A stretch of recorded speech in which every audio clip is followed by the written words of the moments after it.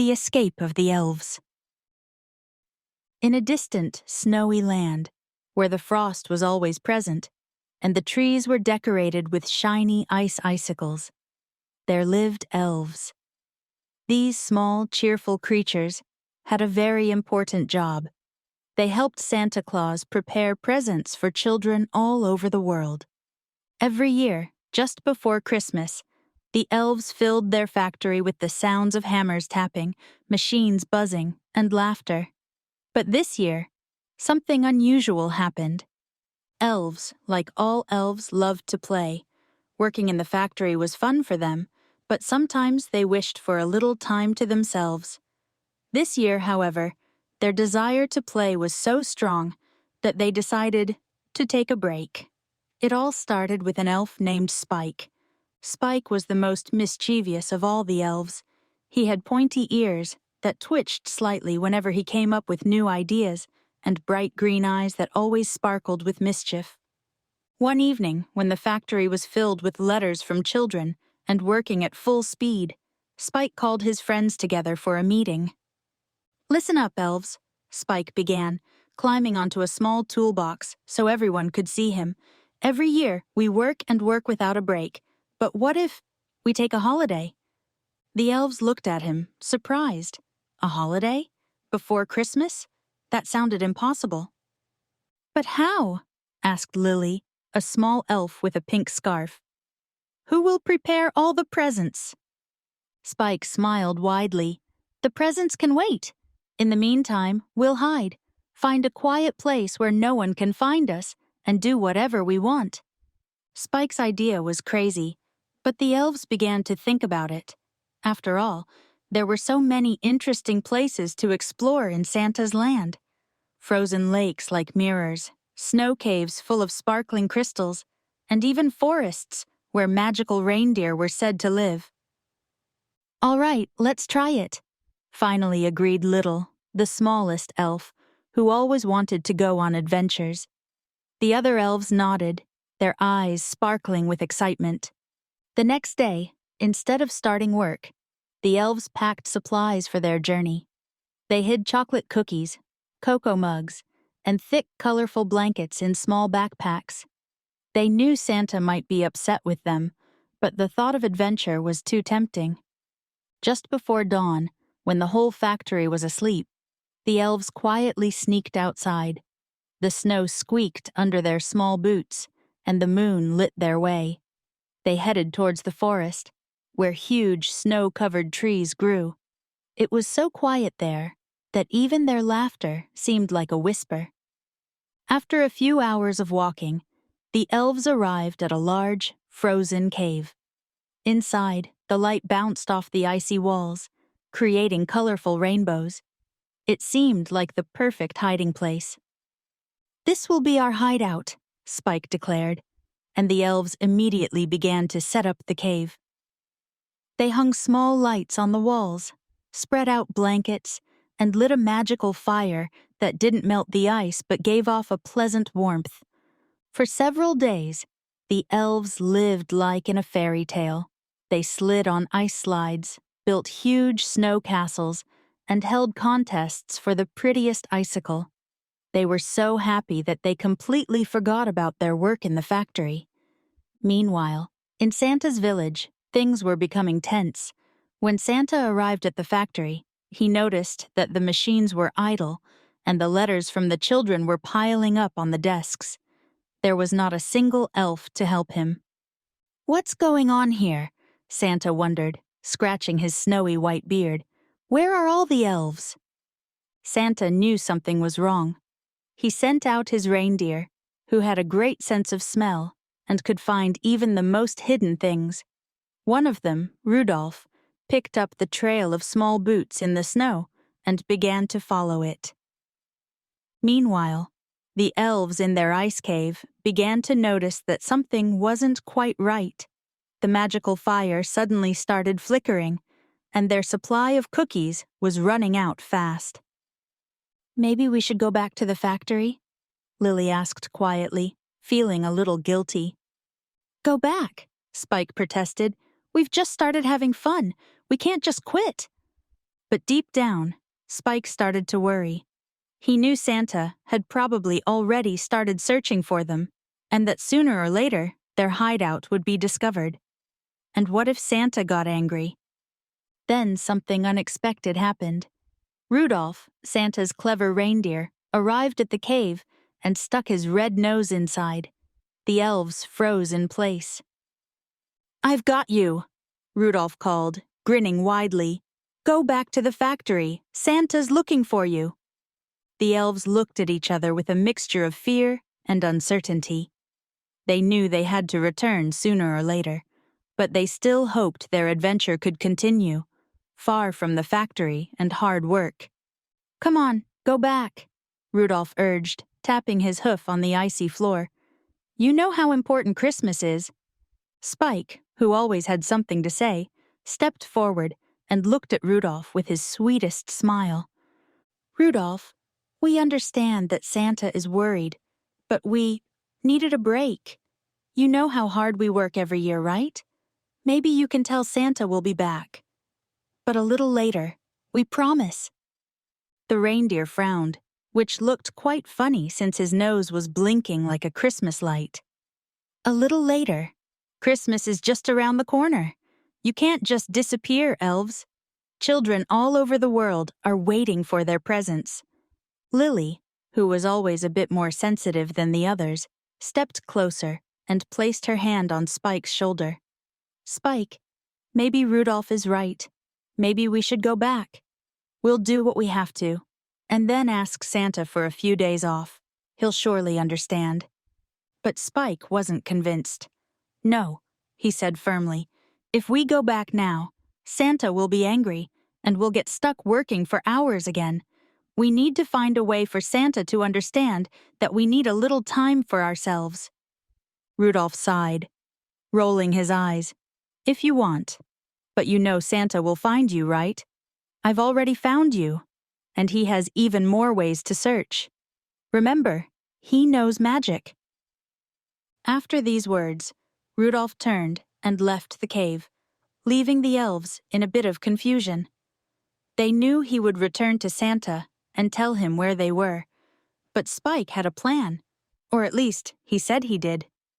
"Listen," Spike called, jumping onto one of the ice boulders.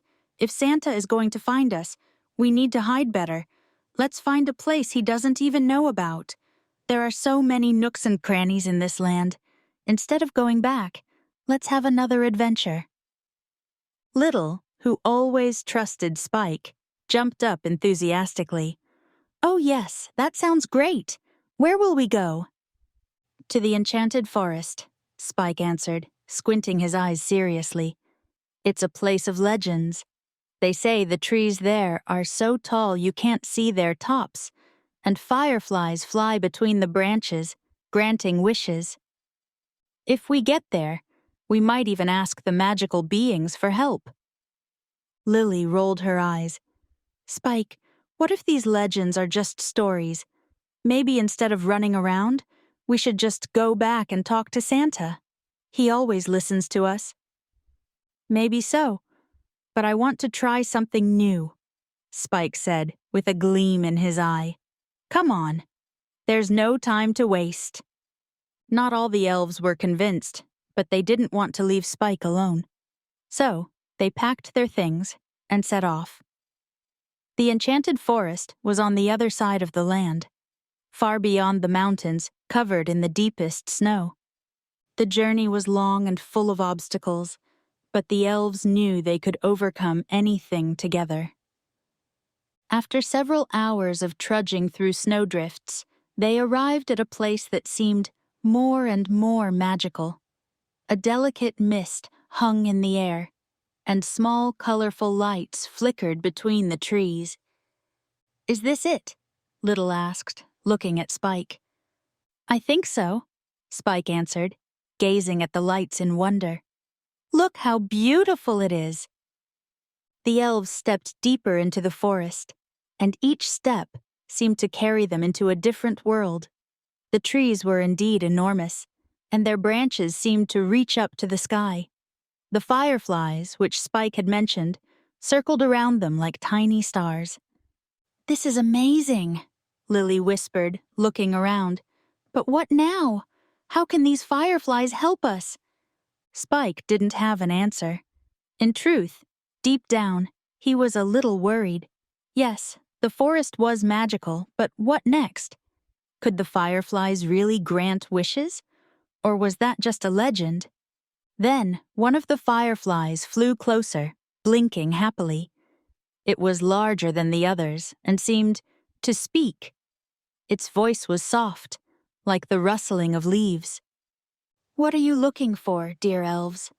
asked the firefly, hovering just above Spike's head.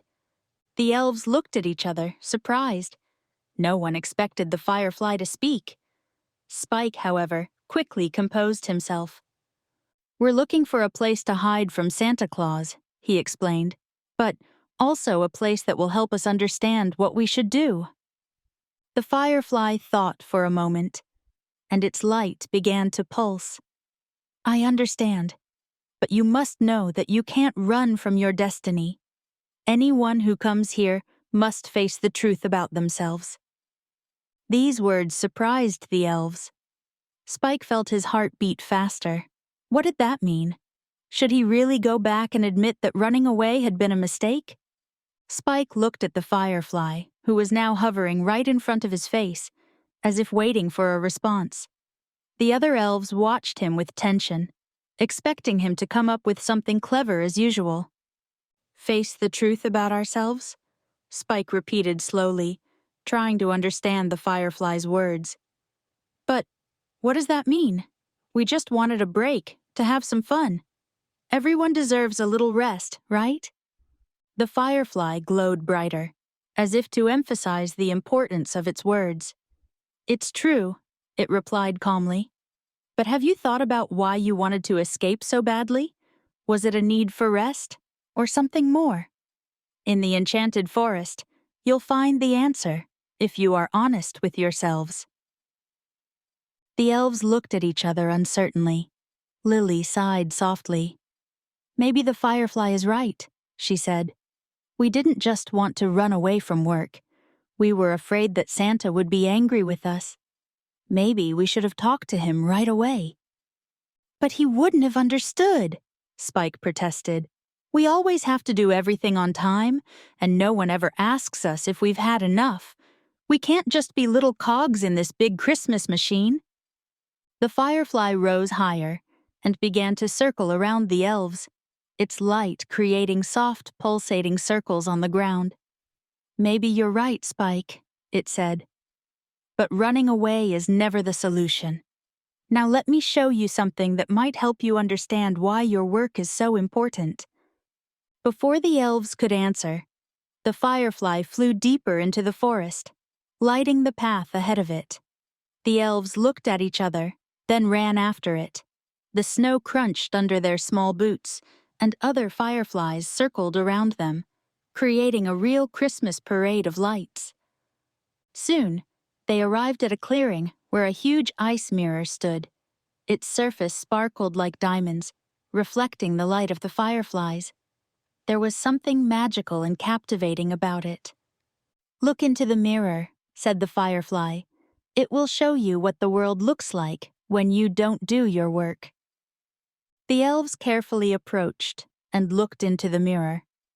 At first, they only saw their own reflections, but suddenly the image began to change. Instead of their faces, scenes from different corners of the world appeared. They saw children sad and crying on Christmas Eve, but there were no presents under the tree. In their eyes, there was sadness and disappointment. In the next scene, families sat at their Christmas tables, but there was no joy or laughter that usually came with opening gifts. And then, they saw Santa's factory, empty and silent, with machines covered in dust. This is impossible," Lily whispered, holding her breath. "But it's just 1 year." "Maybe," said the firefly, "but every year is important. To you, it's just work, but for children all over the world, it's magic. You are part of that magic. Do you understand now?" Little felt tears welling up in his eyes. I didn't know it was like this. I thought Christmas was always magical, even without us. Spike stood silently, staring at the mirror. In his heart, something new began to grow, understanding. He had always thought of his work as an obligation, but he had never looked at it from the perspective of those it was done for. "You're right," he finally said, turning to the firefly. "Running away was a mistake. We need to go back and fix what we broke." The firefly glowed brighter, as if pleased with their decision. "I'm glad you understand. You have the power to create joy and magic, but remember, everyone deserves a little rest. Talk to Santa about it.